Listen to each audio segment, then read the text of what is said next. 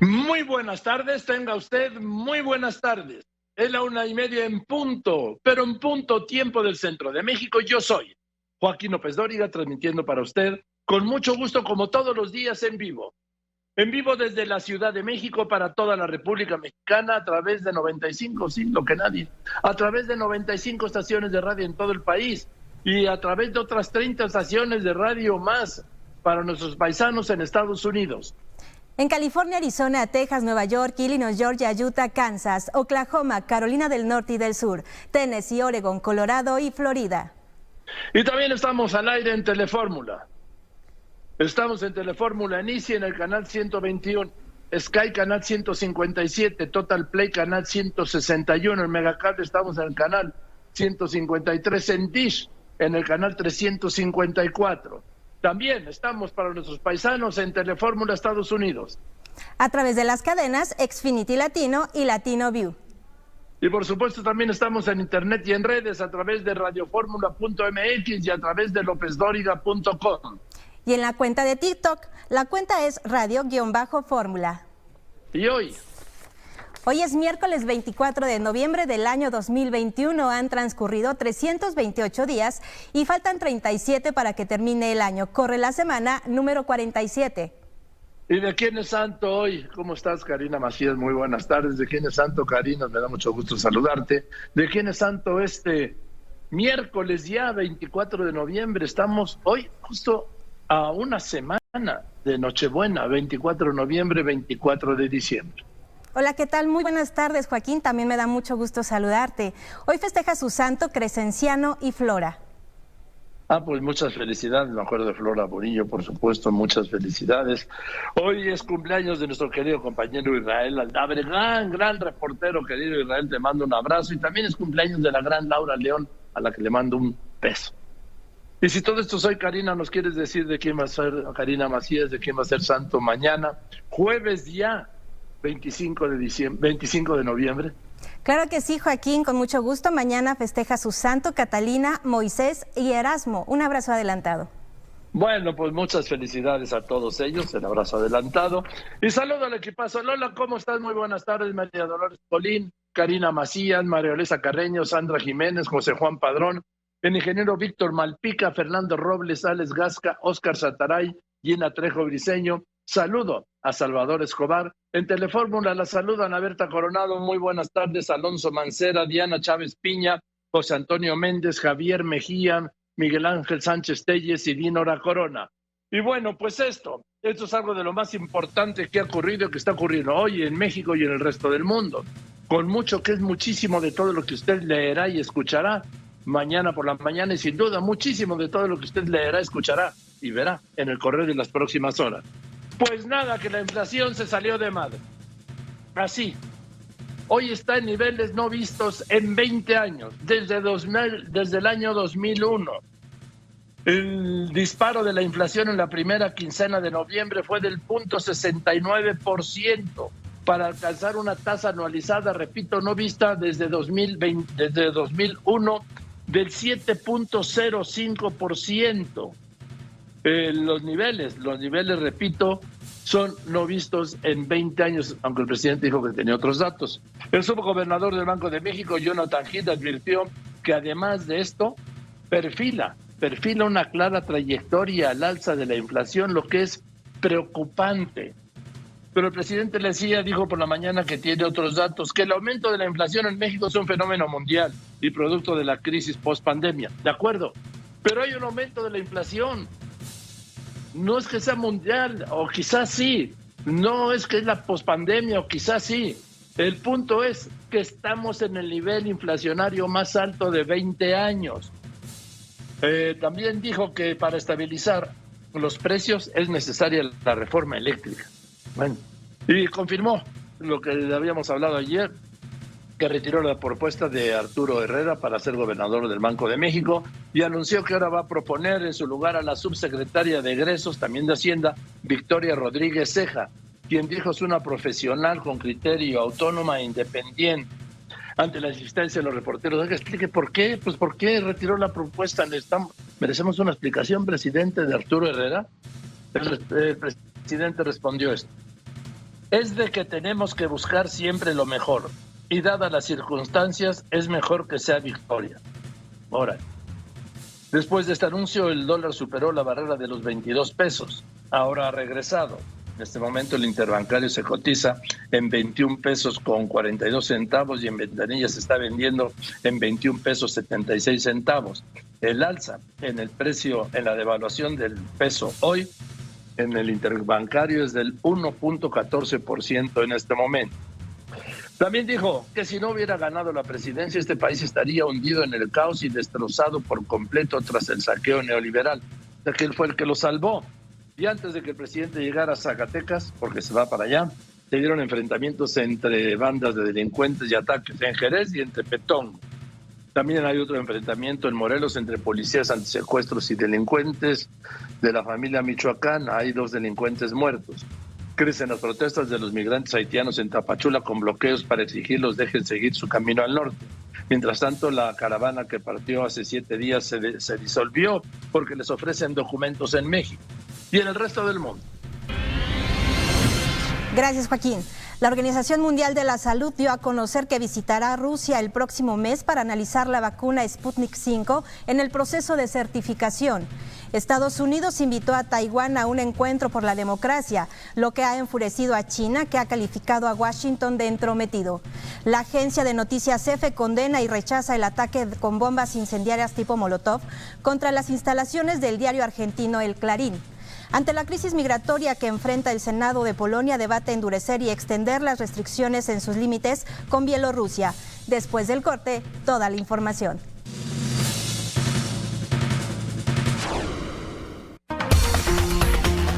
Usted lo conoce, lo ha escuchado, visto y leído.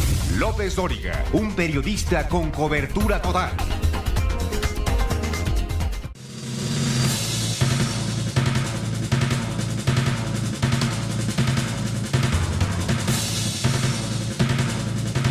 Bien, vamos con toda la información de hoy. La información de hoy está marcada por 2 noticias. Primero, el disparo de la inflación.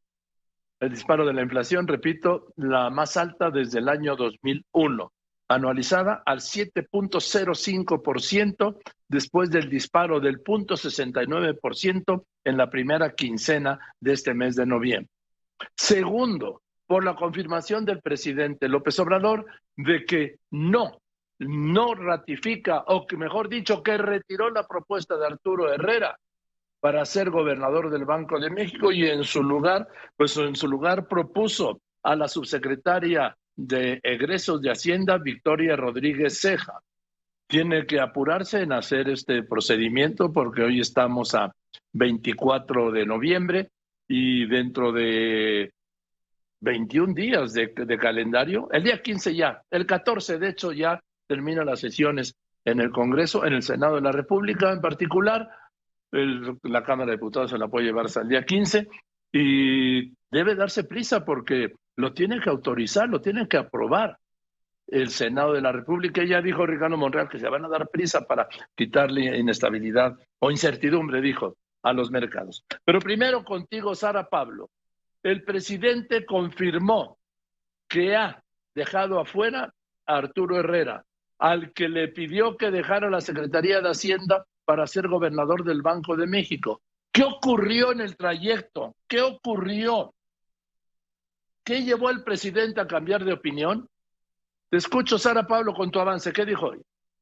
Joaquín, la subsecretaria de Egresos, Victoria Rodríguez Ceja, será propuesta como integrante de la Junta de Gobierno del Banco de México, así lo informó el presidente Andrés Manuel López Obrador, quien confirmó que retiró su propuesta para que Arturo Herrera ocupara esta posición. Argumentó que así se demuestra con hechos que se impulsa la participación de las mujeres, lo mismo con la designación de Loretta Ortiz como ministra de la Corte. Los detalles más adelante. Pero el tema sigue siendo... Presidente, ¿por qué dejó fuera? ¿Por qué sacó a Arturo Herrera? Después de todas las virtudes que dijo usted que tenía y que yo estoy convencido que tiene. ¿Por qué lo dejó afuera? Por las circunstancias, dijo. Y Jenny Valencia, ese es un punto, lo del Banco de México. El otro, la inflación, que le decía se salió de madre. ¿Por qué digo que se salió de madre? Porque es como un río cuando se desborda, ¿sí? Se sale de madre. Y hoy estamos a niveles inflacionarios no vistos en 20 años. Te escucho. Joaquín, la inflación alcanzó su mayor nivel en 20 años al ubicarse en 7.5% a tasa anual. En su comparación quincenal reflejó un incremento de 0.69%, el mayor aumento reportado desde 2017. El alza en los precios de la electricidad, tomate verde, chiles frescos, verduras y legumbres, pollo, transporte aéreo presionaron a la inflación. El detalle más adelante. Efectivamente, el incremento quincenal, ¿sí? Dice que desde 2017, pero el anualizado al 7.05%, y además, como dijo el subgobernador Jonathan Heath, la tendencia es al alza. ¿Va a rebasar? Por supuesto, ya rebasó el de 2001. Se podría pensar, no, va a bajar. No, no va a bajar. No va a bajar la inflación. Va a seguir al alza, según adelantó hoy el subgobernador, un reconocido economista, Jonathan Heath. Y Carlos Marín, pues a ti también te hackearon la cuenta, yo creo que es personal, porque también me la hackearon a mí, le decía mi cuenta de WhatsApp, la cuenta de Telegram, ahí andan pidiendo que 13,000, que 19,000. Muchos amigos me dijeron que pues no era yo, primero por la forma de escribir, ¿no?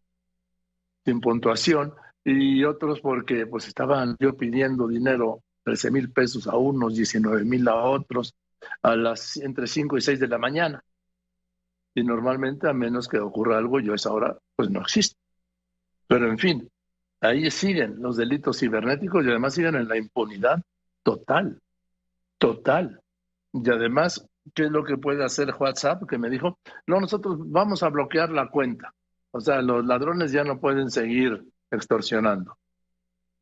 Pero hay que esperar 7 días para normalizarla. A ver cómo sobrevivo 7 días en la cuenta de la WhatsApp. Puede ser también un fenómeno, pero yo no lo uso para comunicarme, yo lo uso exclusivamente, prácticamente para trabajar. Pero bueno, también mi Carlos Marín, le aviso por si le llega algún mensaje de Carlos Marín, no necesita 13,000 pesos para nada, ¿eh? Y voy contigo, Omar Hernández, Fórmula Zacatecas. La violencia, lo de todos los días. Gracias, Joaquín. Un intenso operativo del Ejército y de la Policía de Zacatecas se registra en el municipio de Tepetongo, luego de que esta madrugada su presidencia municipal y comandancia policíaca fueron atacadas a balazos por hombres armados. Este municipio es uno de los 9 que no cuenta con policías, por lo que no había nadie al momento de la agresión. Esta tarde llega a Zacatecas el presidente López Obrador en medio de un clima de inseguridad en la región. Con los detalles, Joaquín, más adelante. Gracias. Y lo que le quiero decir es que pues el punto es que el presidente dijo esta mañana cuando le preguntaron sobre la violencia en Zacatecas, que no, que son enfrentamientos entre bandas del crimen organizado. No, presidente, están atacando a los policías, a los elementos de la Guardia Nacional. Esos no son enfrentamientos entre grupos antagónicos del crimen organizado, porque esto mismo lo dijo durante años Felipe Calderón, esto lo dijo Enrique Peña Nieto, pero usted que es diferente no puede decir lo mismo, porque no es así, no está siendo así. En algunos casos, por ejemplo, en Tamaulipas sí, pero lo que se está viviendo ahí es directamente con la policía. Y voy contigo, Tonatiuh Lea, Fórmula Morelos, también. Joaquín, te saludo con gusto. Comentarte que la mañana de este miércoles en el municipio de Coatlán del Río, en el estado de Morelos, se registró un enfrentamiento entre una célula delictiva de la familia michoacana y elementos antisecuestros de la Fiscalía General del Estado. El saldo, 5 agentes resultaron lesionados y 2 integrantes del grupo delictivo sin vida. La información más adelante. Gracias, Tonatiuh. Ver, presidente, cómo no siempre son, como dice usted, enfrentamientos entre bandas antagónicas del crimen organizado. No, ahí está, policía antisecuestros de Morelos contra elementos, contra sicarios, delincuentes de la familia michoacana. Y lo mismo pasó ahí en Tecamachalco, en Puebla, este santuario del Huachicoleo. ¿Qué pasó? Que pues elementos de la policía municipal mataron y le dieron el tiro de gracia a 3 elementos de la Fiscalía de Puebla. Aquí no son bandas antagónicas tampoco. ¿O sí? Son grupos policíacos antagónicos, eso sí, pero policíacos. Y entonces sí podría caer posiblemente por parte de alguno de los dos en el tema de los de grupos delincuenciales. Y Héctor Herrera la violencia que se disparó con este confinamiento, con la pandemia. La violencia contra la mujer empieza, Joaquín, prácticamente desde el hogar, y es que especialistas, la máxima casa de estudios, señalan que el 41.6% de las mexicanas de 15 años o más han sido agredidas por su pareja y en la familia, y de ellas prácticamente todas reportan haber sufrido violencia emocional. Pues así está. ¿Y quién las está atendiendo? ¿Quién las está atendiendo? Y más de esto, esta es una vertiente, esta es otra, Laura Cardoso. Joaquín, los delitos de abuso, acoso y violación sexual infantil se han multiplicado por 4 en lo que va del año y en relación al año pasado. En lo que va de este año, el Consejo Ciudadano de Seguridad ha recibido 238 reportes y llamadas, mientras que el año pasado solo se recibieron 47. Los detalles adelante. Gracias, Leopoldo Espejel, en el tema. Joaquín, la Fiscalía General de Justicia del Estado de México dio a conocer que en lo que va de este año han sido detenidos un total de 673 agresores sexuales, 597 fueron vinculados a proceso por el delito de violación y además se han conseguido sentencias condenatorias para 460 personas. Joaquín. Gracias, y voy contigo, Laura Cardoso, el tema de la marcha de hoy. Cuidado.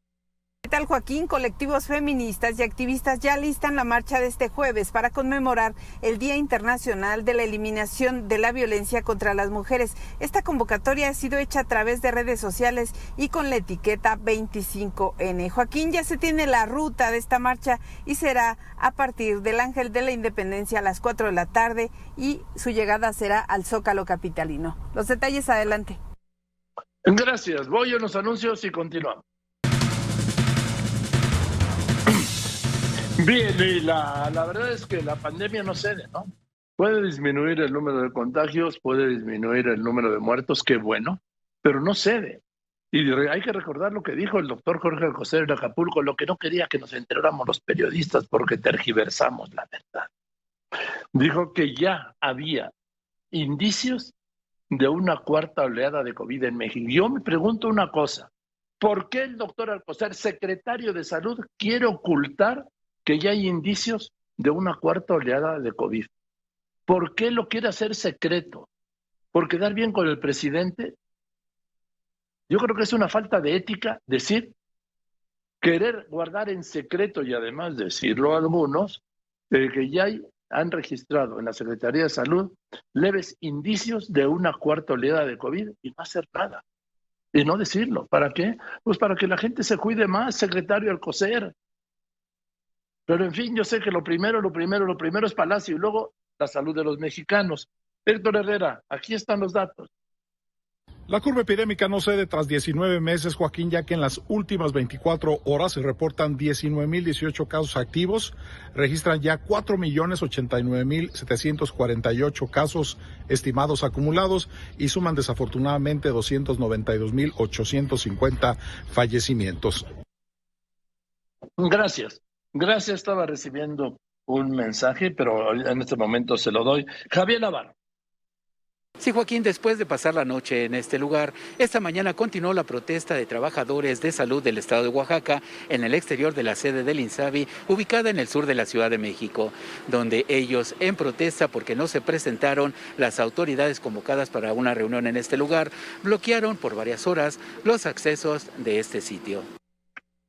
Vamos contigo, Javier Giles. Me estoy refiriendo, es un mensaje obviamente por Twitter, porque pues, mi WhatsApp está suspendido, le decía.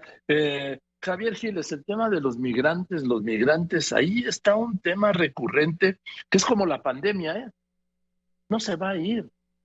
Ya llegaron para quedarse, y van a llegar más, Javier Giles, una caravana la suspendió su avance, pero porque les están dando papeles para México. Y hay algunos que ya no quieren ir a Estados Unidos. Si vienen de Honduras, si vienen de El Salvador, ¿qué? Pues aquí es jauja. Te escucho.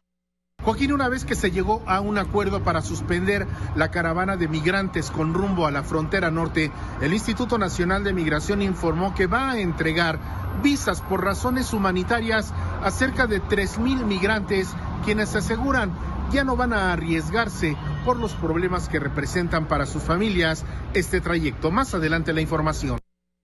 Claro, los entiendo. Ellos quieren salir de su país, claro.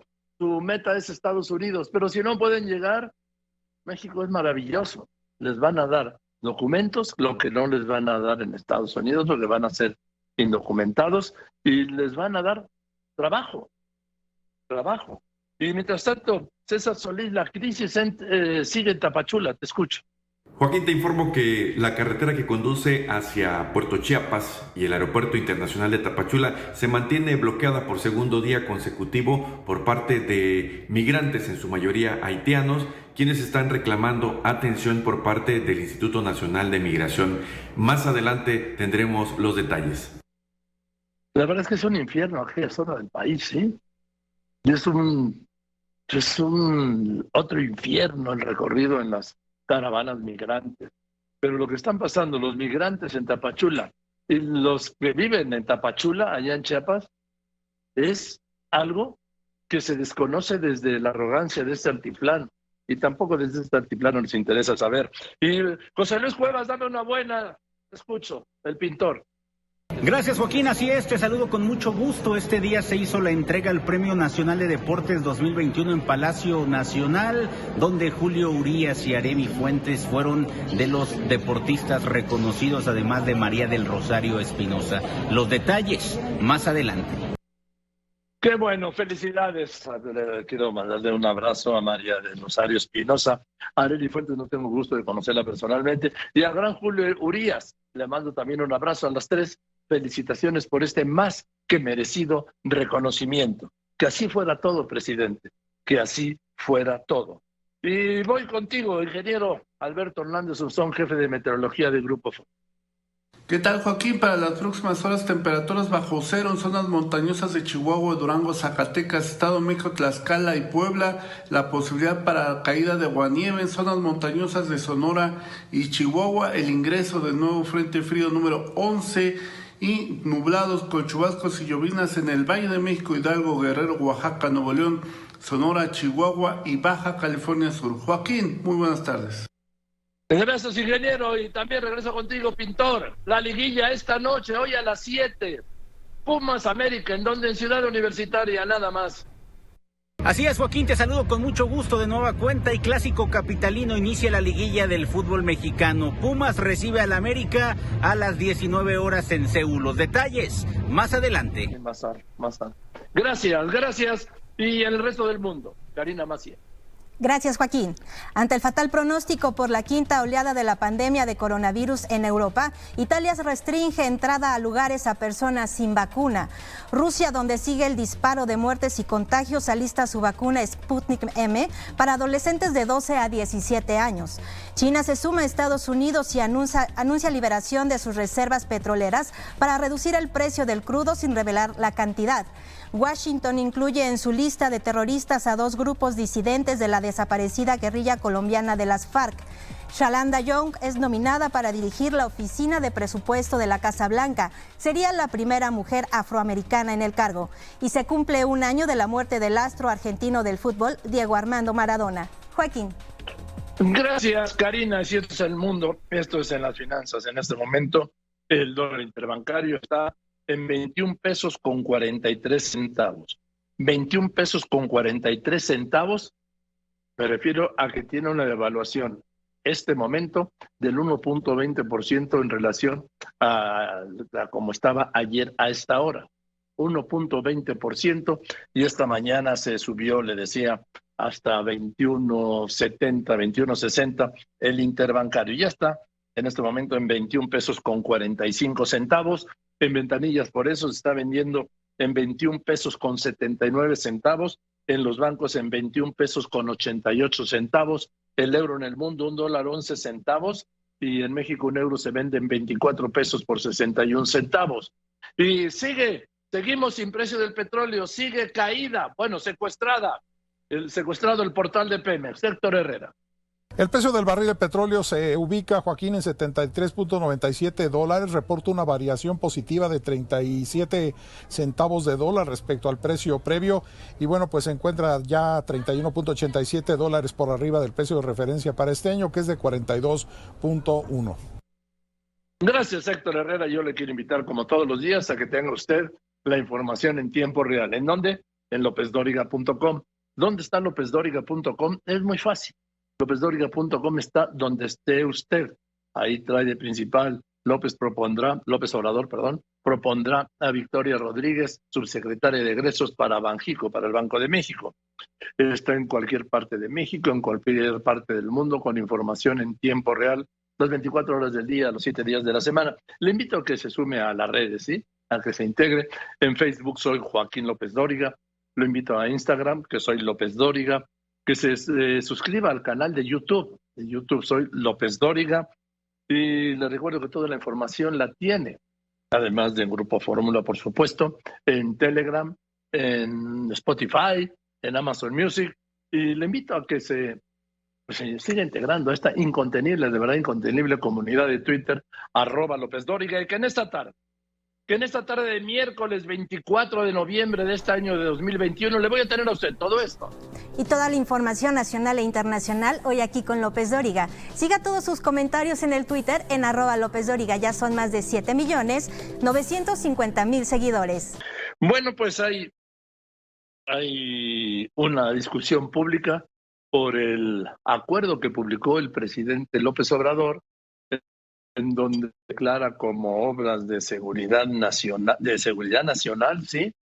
La cobertura de seguridad nacional a obras emblemáticas como son el Tren Maya, la refinería de Dos Bocas, el aeropuerto de Felipe Ángeles y otra serie de obras que generaliza, ¿sí?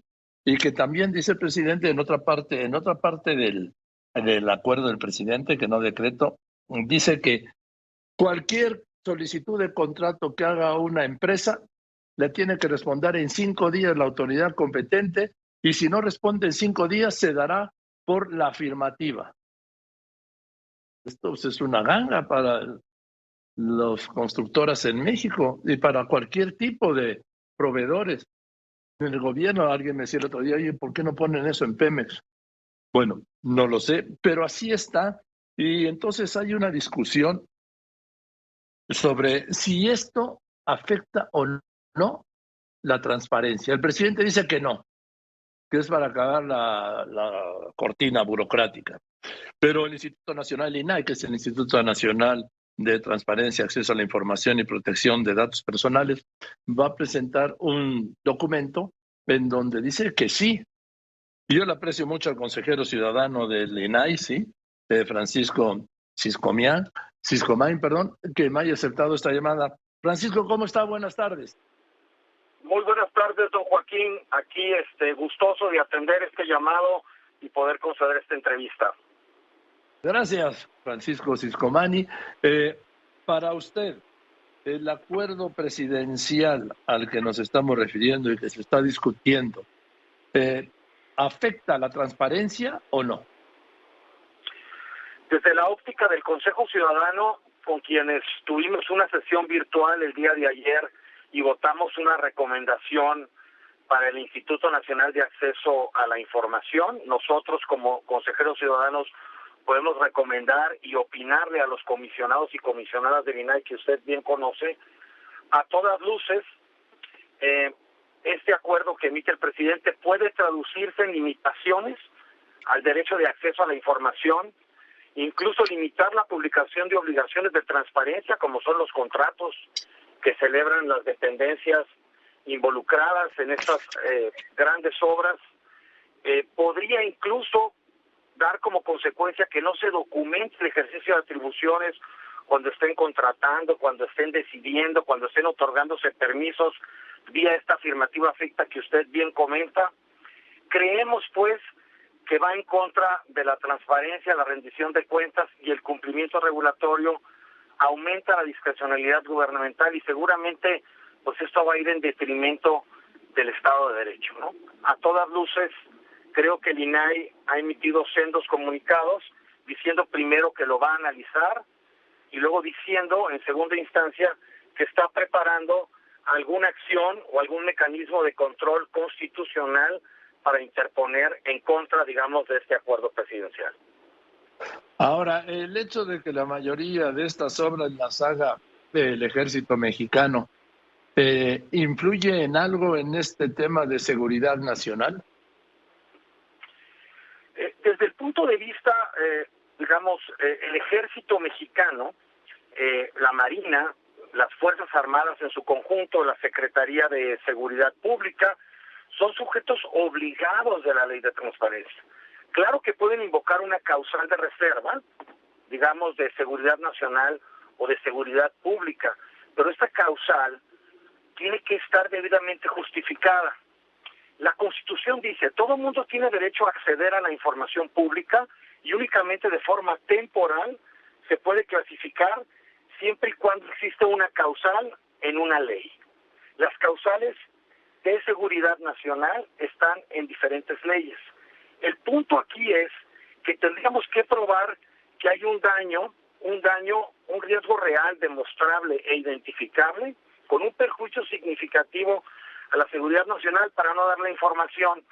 Pero ¿qué daño le podemos causar al Estado o a la Secretaría de la Defensa Nacional si damos a conocer a quién se contrata? Si damos a conocer cuánto cuestan las cosas, los permisos que se sacaron para poder, digamos, derribar árboles en una selva y hacer que cruce el Tren Maya. No se le hace realmente daño a nadie, es a la inversa. Creemos que hay que rendir cuentas de que hubo el debido cumplimiento regulatorio en la implementación de estas instrucciones que el presidente ha dado para que se lleven a cabo estas obras. No existe, pues, un daño realmente a la vista que justifique una reserva. Ahora, Francisco Ciscomani, consejero ciudadano del INAI, ¿las empresas no están obligadas a ningún acto de transparencia o sí? ¿O es solo del sector público? No, básicamente las obligaciones en materia de acceso a información y transparencia son para el Estado mexicano a través de sus distintas dependencias y entidades, pero toda la información que ellos recaban de las empresas, los contratos que celebran, los dictámenes de viabilidad, etcétera, son documentos que obran en los expedientes de esas contrataciones, que aunque las empresas pudieron haberlos tramitado, forman parte de la documentación del ejercicio de funciones públicas y habría acceso a la información, evidentemente. ¿Queda el recurso exclusivamente de la Corte? Básicamente, para efectos de control constitucional, sí, no únicamente lo tiene el INAI, hay otras acciones que puedan emprender partidos políticos y otras instancias que tienen autonomía y que tienen esta facultad que valoren que están invadiendo su esfera, ¿no? Su esfera de atribuciones. El punto es muy sencillo aquí, don Joaquín, si me permite resumirlo. Sí, por favor. El acuerdo del presidente no puede tener el efecto de que la Sedena o en su caso otras instancias de gobierno digan la información está reservada con base en el acuerdo presidencial. Eso no puede suceder. Cada solicitud de acceso que se haga sobre estas obras tiene que ser tramitada como una solicitud en la vía normal y si se clasifica la información hay que demostrar que hay un daño a la seguridad nacional. Y eso todavía es revisable por el Instituto Nacional de Acceso a la Información en el recurso y su decisión será inatacable.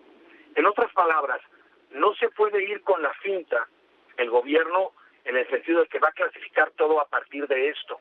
Las solicitudes van a seguir entrando y van a tener que ser resueltas en tiempo y forma y revisadas en caso de que sean impugnadas por el INAI. O sea que, estoy hablando con Francisco Ciscomani, consejero ciudadano del INAI, o sea, Francisco, que este acuerdo no impide que un ciudadano pueda pedir a través del INAI la información sobre un contrato, por ejemplo, del aeropuerto Felipe Ángeles. No lo impide y seguramente en este momento que estamos hablando, don Joaquín, hay gente pidiendo información sobre eso y otros temas que estarían dentro de este acuerdo. Porque el artículo primero del acuerdo que firmó el presidente dice, lo voy a leer, son 6 líneas, ¿sí? Dice, se declara de interés público y seguridad nacional la realización de proyectos y obras a cargo del Gobierno de México asociados a infraestructura de los sectores comunicaciones, telecomunicaciones, aduanero, fronterizo, hidráulico, hídrico, medio ambiente, turístico, salud, vías férreas, ferrocarriles en todas sus modalidades, energético, puertos, aeropuertos y aquellos que por su objeto, características, naturaleza, complejidad y magnitud se consideren prioritarios y o estratégicos para el desarrollo nacional. Interés público y seguridad nacional. El presidente pudo también haber emitido un acuerdo donde dijera es de interés público y se requiere que las autorizaciones sean más expeditas por parte de las dependencias y entidades del gobierno federal u otros órdenes de gobierno. En realidad, el acuerdo como tal, al leerse, obviamente milita en contra de la transparencia porque pone en riesgo el acceso a la información. Podría resultar en que las dependencias y entidades obligadas a la transparencia quieran invocar con base en este acuerdo una reserva de información por ser de seguridad nacional. Esto sería completamente improcedente y de ahí que el INAI, que el Consejo Ciudadano del INAI y además el Consejo de Participación Ciudadana del Sistema Nacional Anticorrupción y otros hayan emitido recomendaciones, opiniones y las hayan hecho públicas. Entonces, ¿qué es lo que queda? ¿Esperar el acuerdo, el fallo del INAI y o recurrir ante el Poder Judicial, ante la Corte? Como ciudadanos tenemos el derecho humano de acceder a la información. Quienes son usuarios de la Ley de Transparencia y Acceso a la Información deben y pueden seguir haciendo de ese uso solicitando la información. Los invito a hacerlo. El INAI, por su parte, al ver invadidas las esferas, digamos, de su competencia, ya que es la única institución pública autónoma que puede determinar en última instancia qué está reservado y qué no, y eso no puede aparecer en un acuerdo presidencial. Tenemos que esperar también al resultado de la acción en la Corte por parte del INAI. Pero tengámoslo claro, quienes somos usuarios del acceso a la información, podemos seguir haciendo de ese uso, y si nos miran la información con base en una reserva por carácter de seguridad nacional, vayamos inmediatamente al INAI e interpongamos un recurso. Bien, Francisco, pues muchas gracias por darles luces sobre este caso. Pues yo creo que esto va a seguir durante mucho tiempo hasta que se ratifique o se batee, depende. Vamos a ver qué es lo que... Y le mando un abrazo, Francisco Ciscomani, consejero ciudadano del INAI. Buenas tardes. Buenas tardes, gracias. Gracias. Voy a los anuncios después de los anuncios. Bueno, primero les recuerdo, el Estadio Ciudad Universitaria abre sus puertas a las 4 de la tarde. A las 4 de la tarde. Especialistas advierten que viene una preocupante tendencia al alza de la inflación. Hoy le repito el dato, el comparativo. La inflación anualizada 7.05%, la más alta en 20 años, desde el año 2001.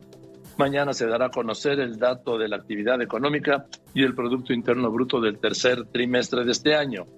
Un tribunal ha admitido a trámite la impugnación del gobierno para no vacunar a todos los menores de edad, como lo ordenó un juez, menores de 5 a 18 años. Ya ve que un juez falló que sí, y la Secretaría de Salud, el doctor José y López-Gatell presentaron este recurso para no vacunarlo, que ya fue admitido por un juez. La Organización Panamericana de la Salud advierte que México no evitará la cuarta ola de COVID con un esquema completo de vacunación a la mitad de la población como se encuentra hoy. Continuamos. Minuto a minuto, toda la información que está ocurriendo en México y el mundo está aquí con López Dóriga. Hay anuncios. Le quiero presentar este libro de Peter Hank.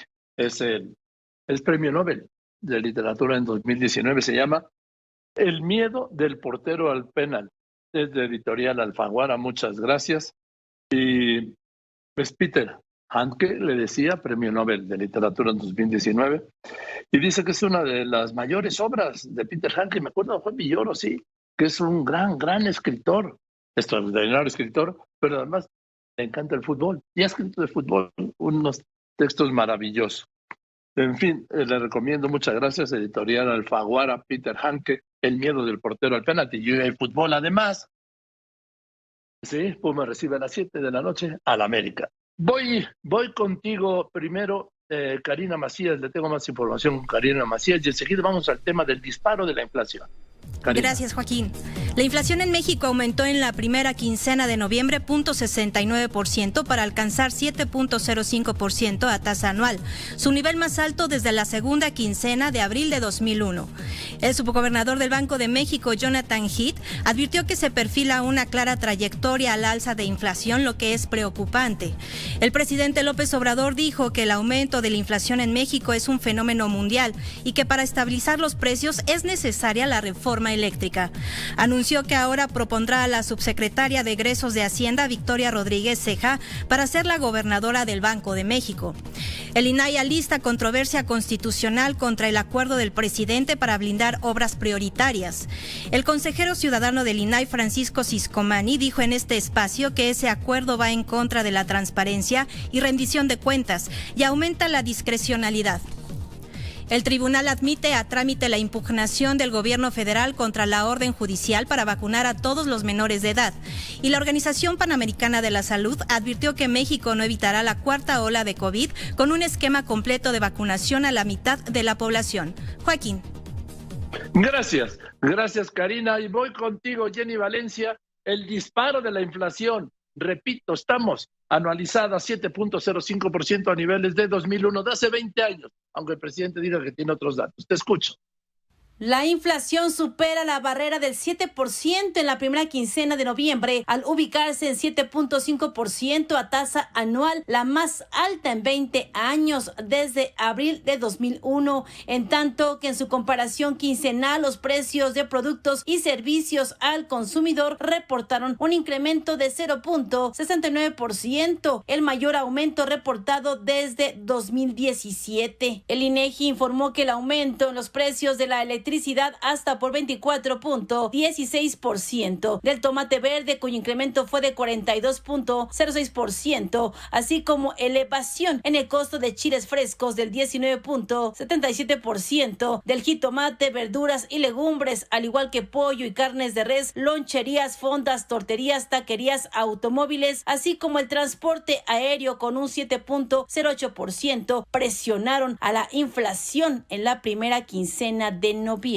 Al dar a conocer los resultados del Índice Nacional de Precios al Consumidor en la primera quincena de noviembre, el INEGI detalló que aquellos productos y servicios que reflejaron bajas en sus precios fueron gas doméstico LP, gasolina Magna, zapatos para hombre, carne de cerdo, bolsas, maletas y cinturones, paquetes de internet, telefonía y televisión de paga, televisores, pantalones para mujer, neumáticos y equipo terminal de comunicación. Cabe mencionar que el índice de precios de la canasta de consumo mínimo tuvo un incremento quincenal de 0.76% y de 7.94% a tasa anual. Para Grupo Fórmula, Jenny Valencia.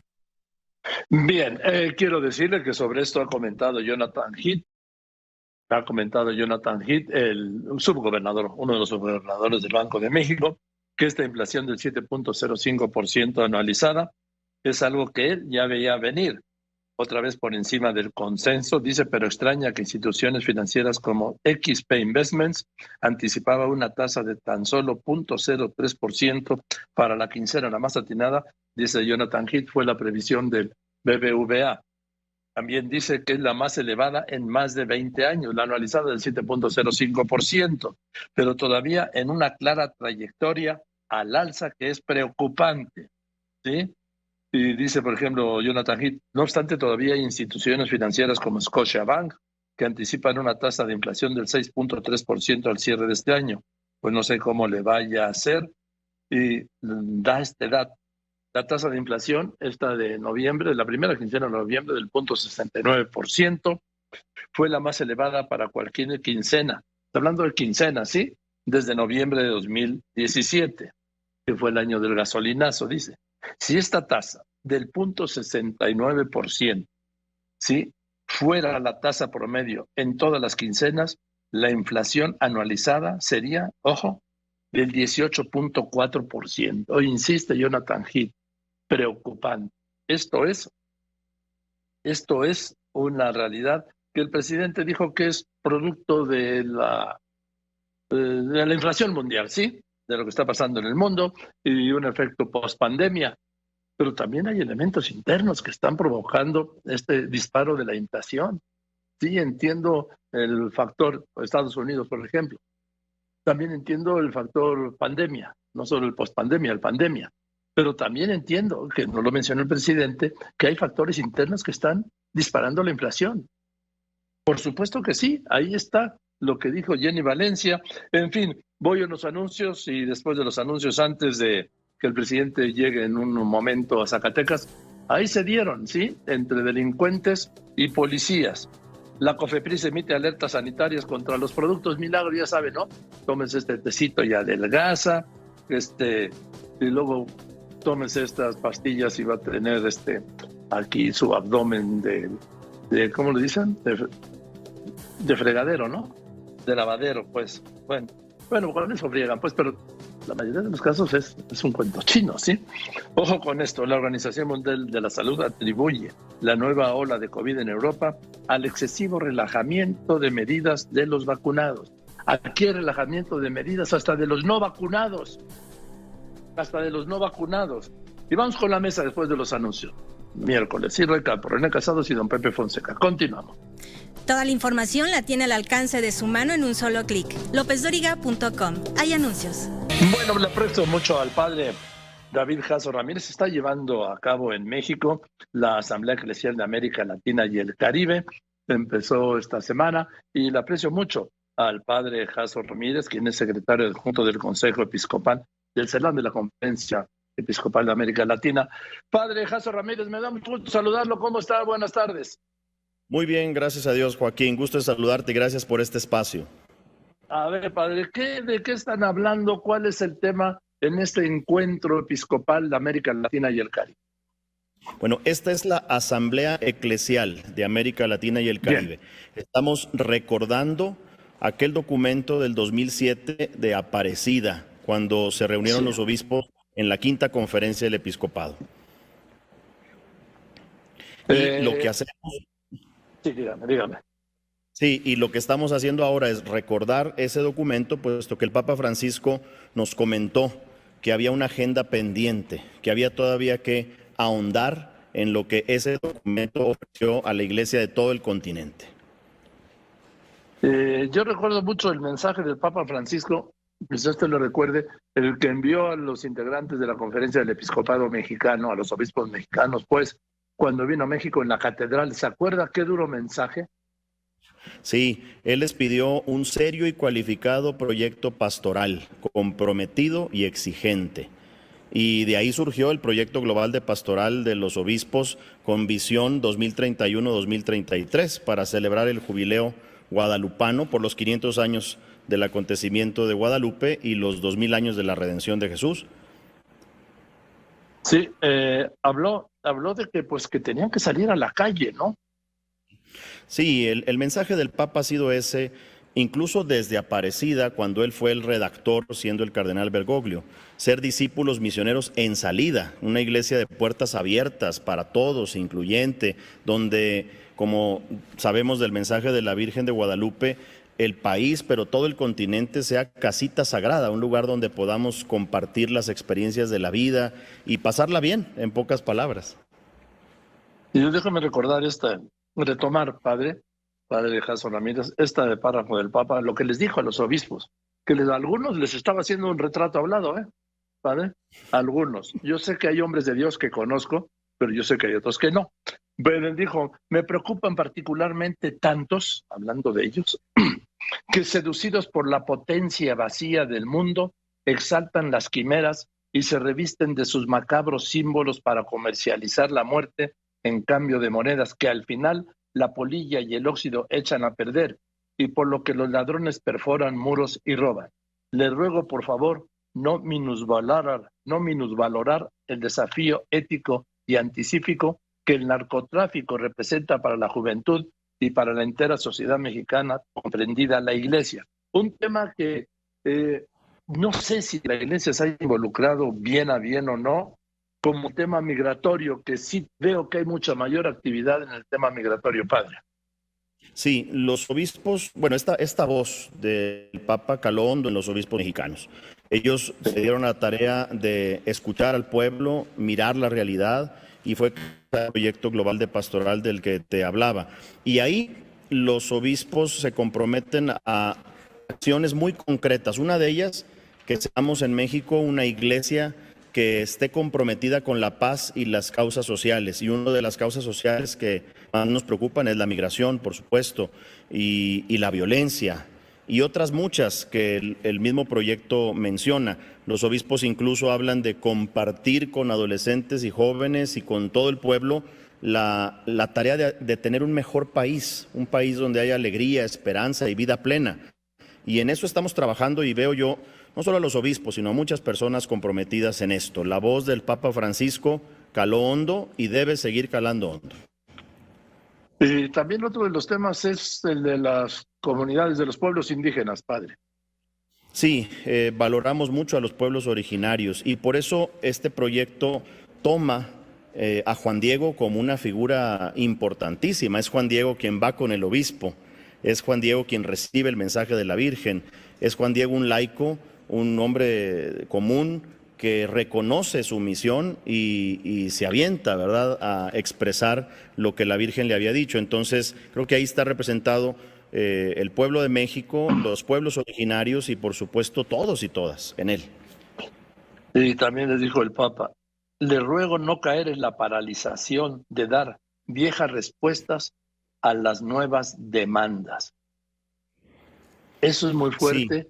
Y eso es un poco derivado de la pereza y la comodidad, ¿no, padre? Claro, de estar como iglesia en la zona de confort, Joaquín. Luego pasa como cuando va uno al médico y si te duele la cabeza te da paracetamol, y si te duele la panza te da paracetamol, y para que no te duela nada te da paracetamol, es decir, la misma medicina a distintos dolores. La iglesia está consciente de que en base a la mirada de la realidad, a la escucha del pueblo, es que podemos ofrecer la respuesta adecuada, correcta, y no la misma que tengamos ya guardada para dar. Creo que ahí está una clave muy importante. Sí. Y recupero esto para terminar aquel mensaje que a mí me caló muy hondo, y es uno de los documentos que he mantenido en lectura permanente. Dice, les dijo a los obispos mexicanos: por tanto, es necesario para nosotros, pastores, superar la tentación de la distancia. Y dejo a cada uno de ustedes el catálogo de las distancias que puedan existir en esta conferencia episcopal. Así de fuerte. ¿Esto se puede trasladar a otras conferencias episcopales, padre Jaso Ramírez? Pues no solo a otras conferencias episcopales, sino a cualquiera que sea sacerdote, que sea obispo, religioso, religiosa, e incluso a los laicos, Joaquín. Estas distancias no son exclusivas de los obispos, son de todos y todas. Por eso en México los obispos hablan de ser iglesia pueblo, disponible, que camine. Y el mismo Papa lo dijo: una iglesia pobre para los pobres, disponible y abierta. Y estamos trabajando en eso, y ahí está el reto fundamental que tenemos todos. En fin, padre, pues ¿cuántos días va a durar? ¿Es esta semana? Cuéntenos. Sí, esta asamblea comenzó el domingo pasado, una misa donde se hicieron presentes personas de distintas partes del continente, y estamos conectados con más de 1,000 personas vía plataformas digitales, y terminaremos el domingo, si Dios quiere, con una misa en la Basílica de Guadalupe y una consagración a la Virgen. Lo que estamos haciendo, Joaquín, es detectar cuáles son los nuevos desafíos para la Iglesia en América Latina y el Caribe, cómo orientar las respuestas y buscar nuevos caminos, como ya lo decías y como lo dice el Papa Francisco.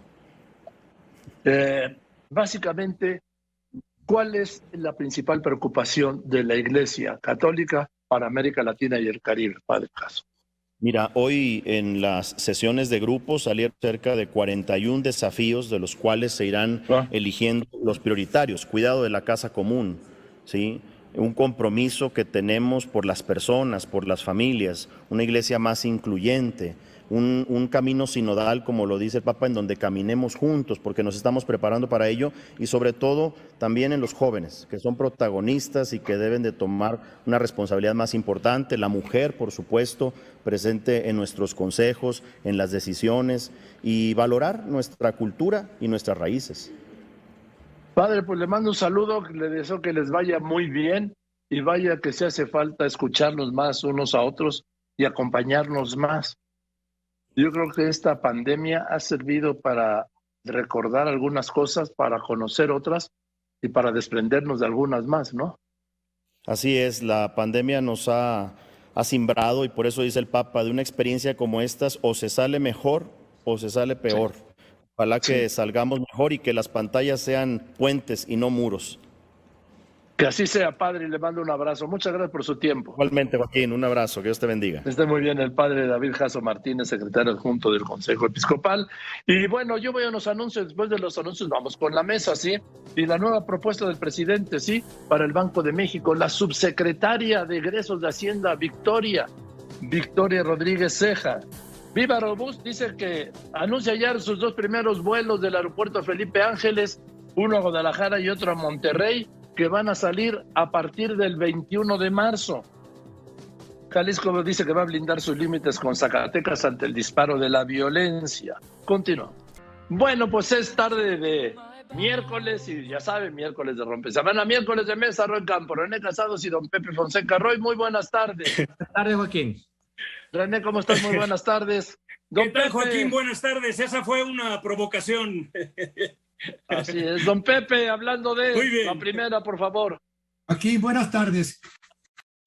3 provocaciones brevísimas. Una, las autoridades financieras las ha empezado a cambiar y a mover y a remover y reemplazar el presidente desde agosto.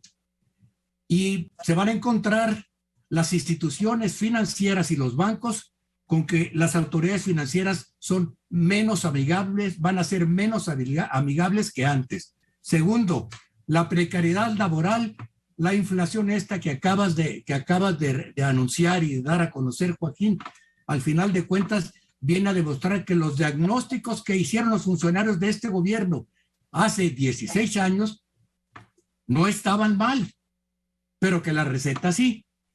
Y la otra, Joaquín, es que dicen que los medicamentos es posible que esa última vía que no han podido completar las autoridades sanitarias la tenga que completar el ejército. Y nomás les dejo una pregunta.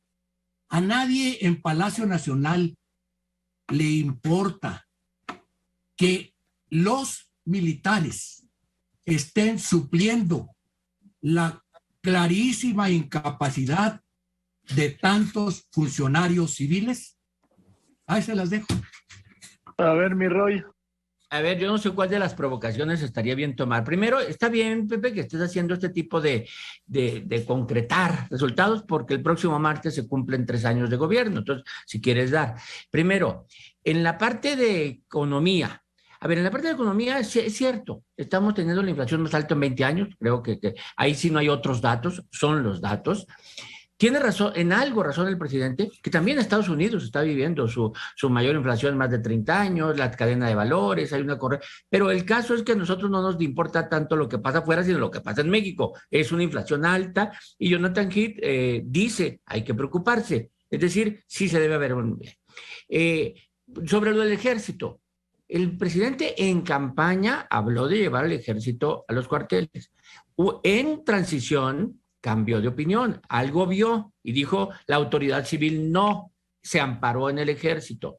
A lo largo de sus 3 años ha ido cediendo al ejército, entregando u ordenando al ejército, como se quiera, funciones tradicionalmente llevadas a cabo por civiles, construcción, aduanas, reparto de valores, ahora dice también va a ser hasta medicinas. Es decir, la pregunta es, ¿y los civiles qué? ¿Se quieren matricular en el ejército o se quedan callados viendo qué está pasando, no? Porque está para el ejército.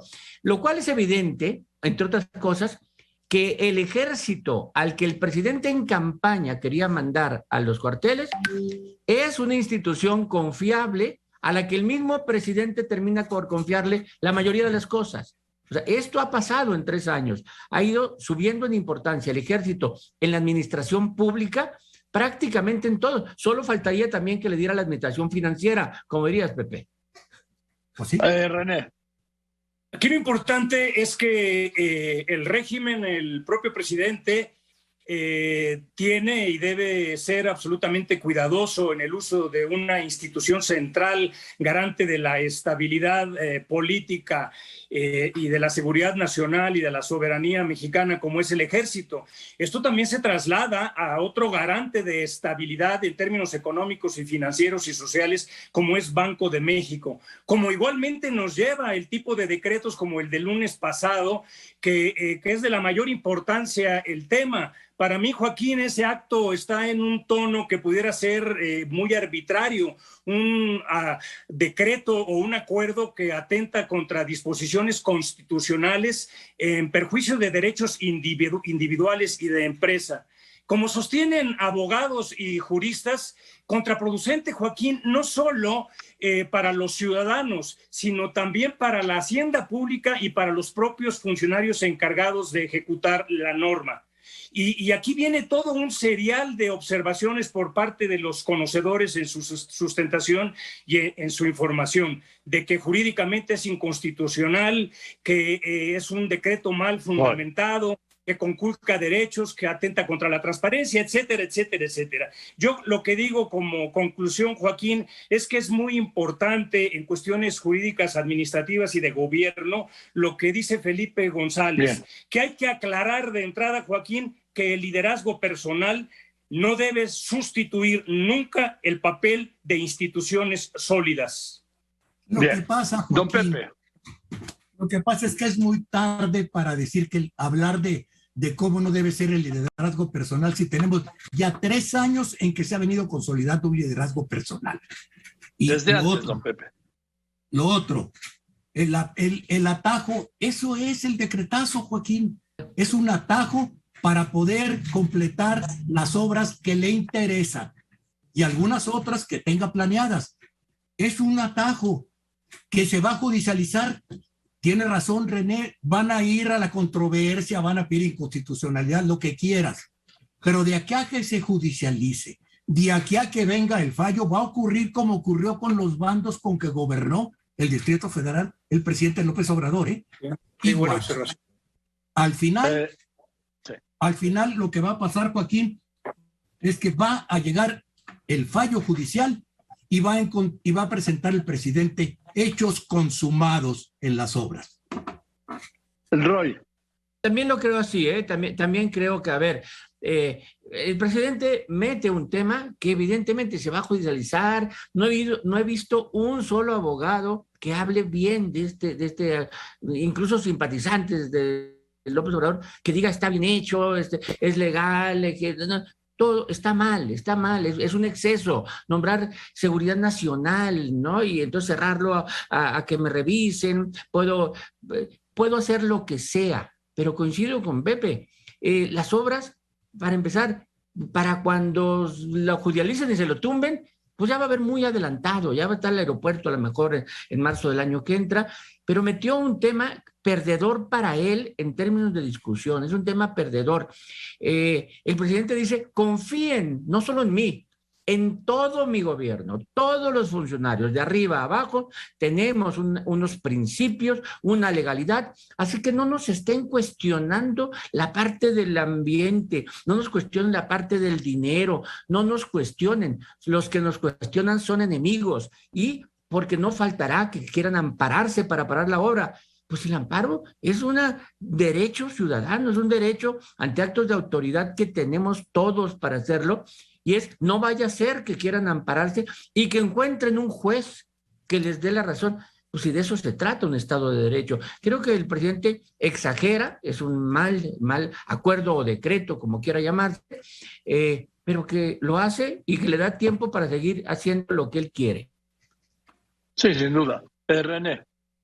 Sí, pero nunca es tarde también las observaciones, aunque ese pueda ser el destino, porque ante un acto que se da en llamar acto de gobierno en la administración pública, bajo pretendida justificación de interés general y de seguridad nacional, es un acto puramente administrativo que obliga al titular del Ejecutivo, Joaquín, a ser respetuoso en sus atribuciones y en sus obligaciones, a evitar el abuso de poder. en perjuicio de los derechos ciudadanos, como menciono. Se debe evitar en todo momento que el decreto atente contra la ley, contra la Constitución, y llevar esta decisión con visos, como digo, y tonos de inconstitucionalidad por exceso o desvío de poder.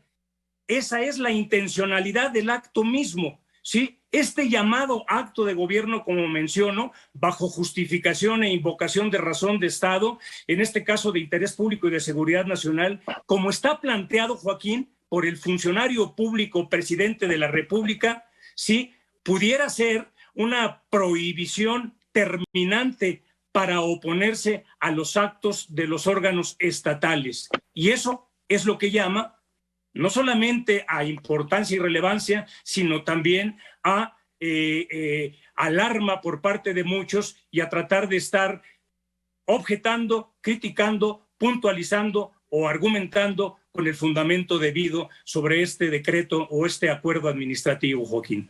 Bien, déjenme ir a un corte y regresamos con las conclusiones. Roy Campos, René Casados y don Pepe Fonseca. Continúa. Bien, vamos con las conclusiones de la mesa de hoy. Roy Campos, por favor. A ver, Joaquín, mientras hablamos ahorita de la parte económica, que es el Banco de México, y luego hablamos sobre el decreto acuerdo que puso a girar a todo el mundo ayer, y mientras, la seguridad, Joaquín. No hay semana en donde no pongamos el ojo en un estado y entonces de repente de Guanajuato, y de Guanajuato brincamos a Quintana Roo sin resolver Guanajuato, y luego a Michoacán sin resolver Guanajuato y Quintana Roo, y luego empezamos, ¿no? Y Zacatecas sin estar resolviendo. El presidente va a Michoacán y dice un plan especial y ahí vienen decenas de miles de la Guardia Nacional. Ahora va a Zacatecas, no se ha resuelto ninguno de los anteriores, y con un argumento simple, decir, se están peleando las bandas y el escenario es Zacatecas. A ver, y no hay autoridad, y no nos damos cuenta, no había inteligencia previa para saber que allí podía ocurrir este tipo de cosas, porque mientras los habitantes están siendo las verdaderas víctimas de este tipo de cosas. Toques de queda, ¿en qué época estamos? Porque porque los delincuentes no me dejan salir. Entonces no puedo ir a trabajar, no puedo ir a divertirme, a convivir. ¿En qué época estamos viviendo? Creo que a los 3 años que se cumplen el martes próximo de gestión de López Obrador, el pendiente definitivamente es la seguridad. Así es. Gracias, Roy. Brevemente, René, por favor, porque nos vamos. Un desafío la seguridad, a gobernar la complejidad de la misma.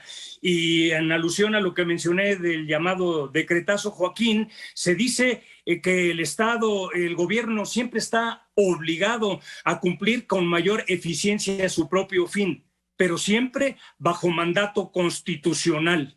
Las señales, prácticas y acciones son tan claras como perturbadoras. Ha afirmado en su libro el profesor Alfonso Zárate y en sus comentarios: el desapego a la ley, el respeto al Estado de Derecho ha sido uno de los rasgos característicos de este gobierno.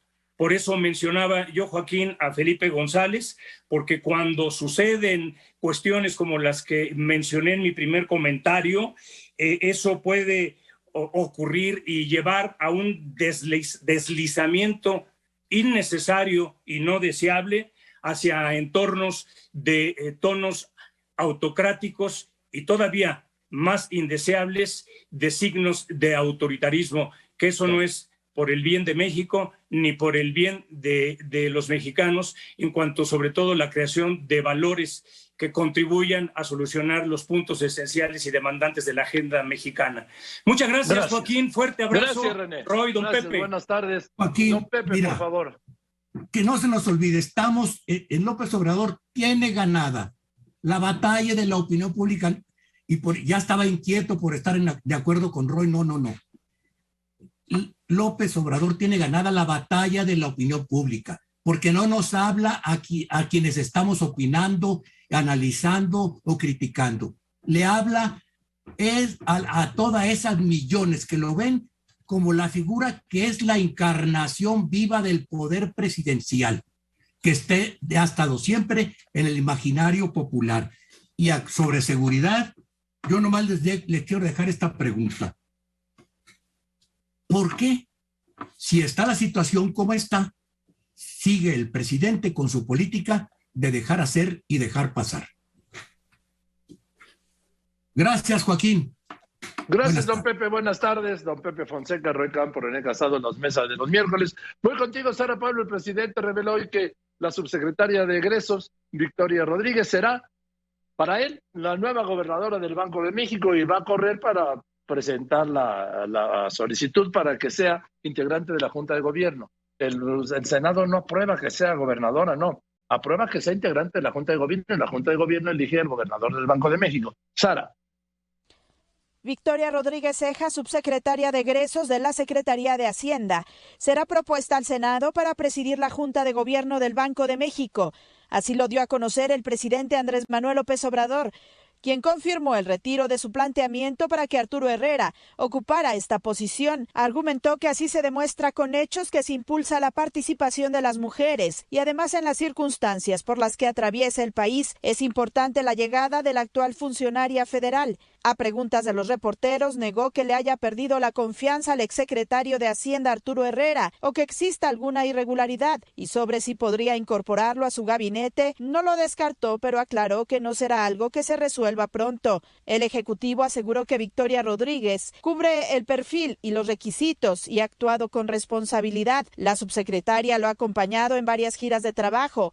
Él decía que ella era la mera, porque era quien conseguía los fondos para programas y obras. Reconociendo el trabajo que ha hecho la subsecretaria de Egresos, es la encargada del manejo de las inversiones públicas y ha actuado con mucha responsabilidad para no gastar por gastar. A ella se debe el que tengamos estabilidad financiera, el que no se haya recurrido a deuda adicional. Es una muy buena servidora pública. Por primera vez va a estar encabezando el Banco de México una mujer, y es una mujer de absoluta confianza, honesta, seria, responsable, tiene todo nuestro apoyo. Negó que la variación en el tipo de cambio sea por este nombramiento y garantizó que seguirá respetando la autonomía del Banco de México. Dijo que no habló con Victoria Rodríguez sobre el manejo de la política monetaria.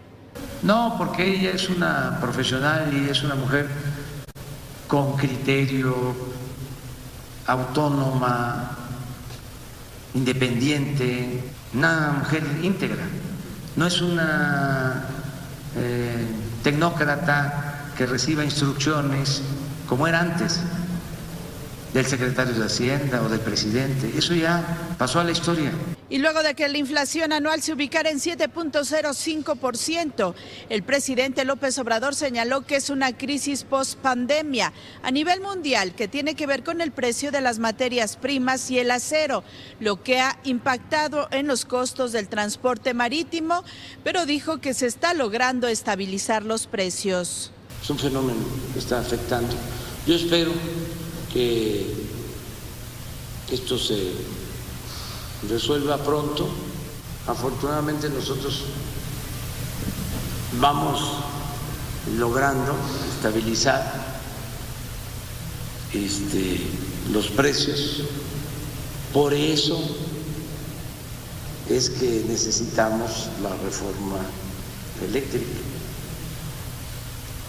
para que no aumenten los precios de la luz. Andrés Manuel López Obrador dio su visión de lo que habría pasado en el país si no gana en el 2018. Bien, gracias, Sara Pablo. Y voy contigo, José Luis Cuevas, el pintor. Ya estás en CEU, ya nos ganaste a todos. ¿Cómo estás, Joaquín? Te saludo con mucho gusto. Así es, nos encontramos a las afueras de Ciudad Universitaria, donde en prácticamente 30 minutos estarán abriendo las puertas del estadio para la gente. 75% de aforo es lo que se ha permitido tras la junta para el Pumas contra América, cuartos de final. Así inicia la liguilla del fútbol mexicano en Ciudad Universitaria, el 1 contra el 8 de la tabla de los que ya han calificado a la fiesta, Joaquín. Gracias, querido pintor. Vamos, Pumas, ¿no? Déjame enseñarte algo rápidamente. Ojalá. A ver. Aquí estoy ya puesto, ¿eh? Adelante. Mira, aquí estamos. Listos para esta noche a las 7. Ahí nos vemos. Va a ser un buen partido. Ojalá sea un buen partido, es. Joaquín. Saludos. Así será. y van a ganar los Pumas. Gracias, Pintor, te mando un abrazo y mañana tu crónica. Bien, eso es todo, muchas gracias, buenas tardes, yo soy Joaquín López Dóriga y como siempre le agradezco que me escriba, que me llame, pero sobre todo y en especial le agradezco, usted lo sabe, ¿sí? Y además lo sabe muy bien, que me escuche, aquí estamos, ¿sí? Gracias pues por eso, buenas tardes, lo dejo con Eduardo Ruiz Gili y nos vemos mañana aquí como todos los días a la 1:30 de la tarde. Que la pasen muy bien y le recuerdo, cuídese por favor, siguen los contagios y las muertes por COVID. Hasta mañana. Esta fue una producción de Grupo Fórmula.